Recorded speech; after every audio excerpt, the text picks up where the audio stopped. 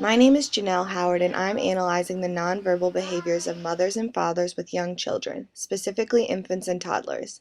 In the next 10 minutes, I will be examining my family's own home videos from when I was a child. Research has shown different variations in paralanguage of mothers and fathers and the child's reaction to these variations. I will be examining different aspects of paralanguage in this video. Questions asked by parents such as yes, no of mothers and who, what, where of fathers.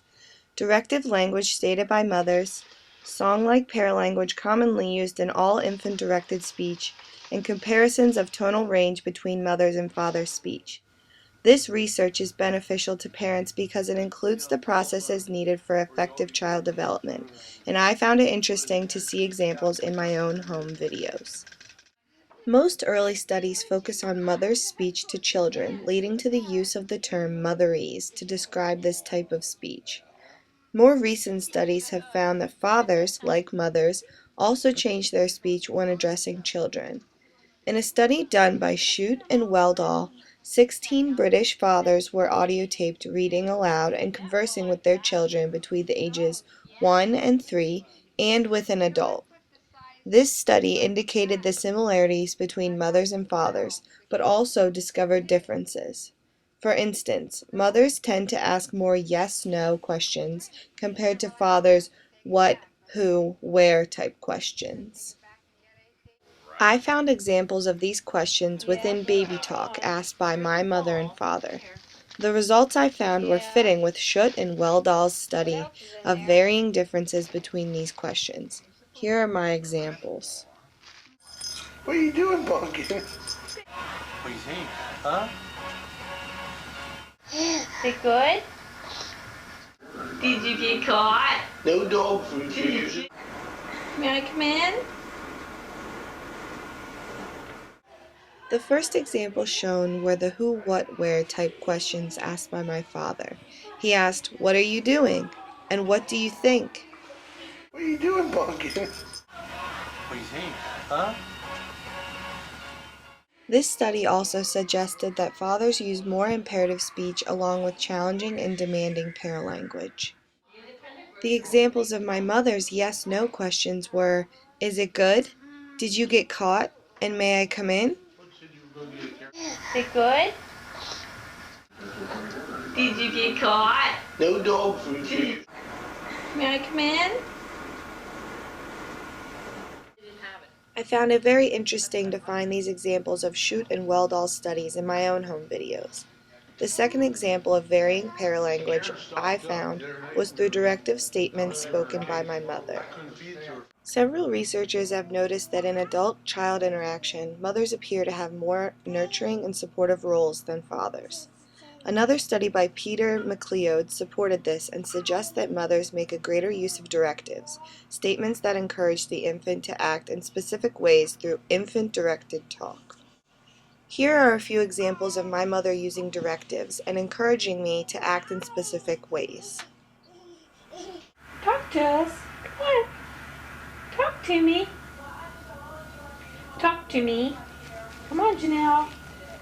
Where's your purse? Get your purse. Put them in the cart.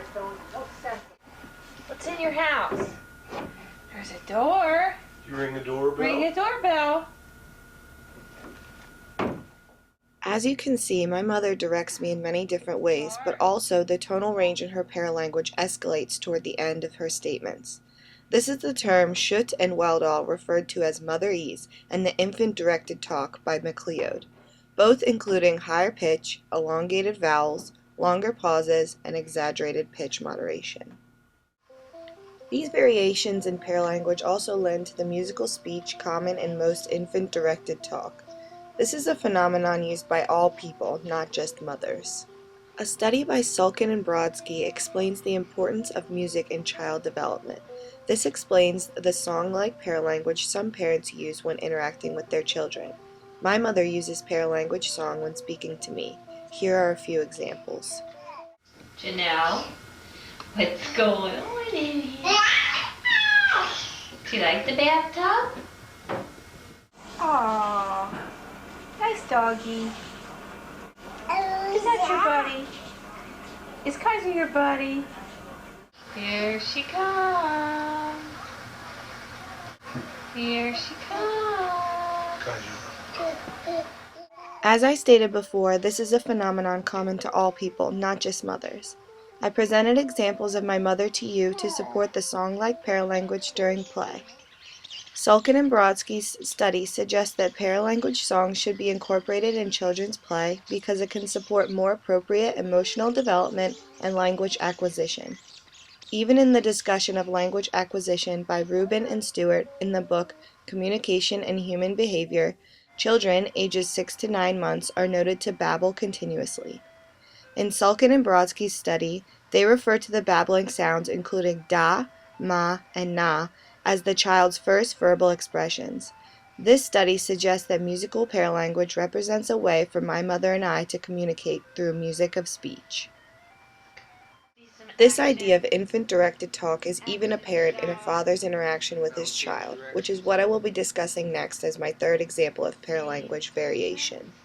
In Shute and Weldall's study of 16 British fathers, higher average vocal pitch and slower rate of speech was apparent when addressing their own child. This was true for free speech and reading aloud. Fathers' vocal pitch increased even more than mothers', however, mothers use a larger range when conversing with children. Mothers' pitch even changed as children got older, from 2 to 5 years old. However, it is interesting to note, father's speech to 5-year-olds was similar to adult speech. I found examples supporting Shute and Weldall's study of my father's increase in tonality when speaking to me. Here are some examples. Yeah, that's it. Talk up a storm. Tell me all about it. Yeah. What is that, your doggy? Get your doggy. Come here. Walk around it. Come here. Let's put gas in your car. Here's the gas pump. Come here. Yeah. Go down and slide. Shute and Weldall discuss how fathers, just as mothers, make modifications during infant-directed speech, just as MacLeod stated. Fathers increase the tone in their paralanguage with 2-year-old children more than mothers, introducing the similar term, fatherese. Because fathers increase their paralanguage tone just as mothers, this term was adopted. However, like I previously stated, fathers showed a decrease in paralanguage tonality as the child got older, while the mother's paralanguage still followed the motherese tone. Of course, this research can be reversed due to cultural changes in family situations, but as a majority, this is true for most. Aspects from each sex can carry over into the other, but generally, mother and father roles fit to the ideals I have stated.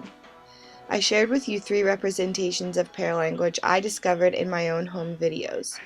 Representations such as the different questions asked by parents such as yes, no of mothers, and who, what, where of fathers, directive language stated by mothers, song-like paralanguage commonly used in all infant-directed speech, and comparisons of tonal ranges between mother and fathers.